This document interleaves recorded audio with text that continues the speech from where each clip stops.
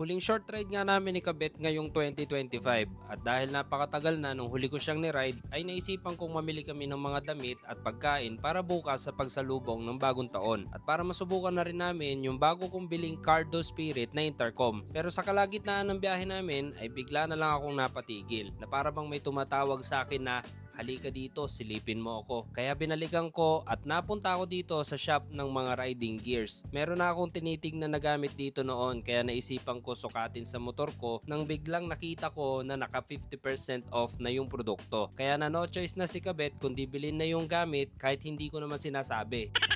Pagkatapos ay nagpunta kami sa SM Cabanatuan. Sa tagal-tagal kong nagpupunta dito ay nalaman kong pwede pala ang big bike sa car slot. Kaya dito na kami nagpark sa Easy Park. 120 nga pala ang parking fee dito. Kahit ilang oras ka magtagal sa loob, mas okay pa kasi malapit sa guard kaya iniwan na namin mga helmet namin. Straight na ako agad sa bibilin kasi ayoko nang paikot-ikot sa loob. Feeling ko maganda ang kulay na gray sa 2026 kaya tatlo agad ang sinukat ko sa mga paborito kong brand. Isa sa Dansen, isa sa Sahara at isa sa Wall Street. Sa tatlong polo pa lang na to, wala pa man din ay nawasak na agad si Kabit kaya naghanap din siya ng kanya. At pagkatapos ay kumain na lang kami sa food court dahil puno ng mga fast food at dito merong lechon. Sakto nung palabas kami ay merong pa fireworks yung kabilang mall kaya nanood muna kami ng putukan bago kami umuwi. Kayo talaga, nag-isip na naman kayo ng iba. At yan ang aming huling short ride ngayong 2025. Tip ko nga pala kung bibili kayo ng ganito kagandang intercom ay huwag nyo ilalagay sa mga helmet na may manipis na paddings.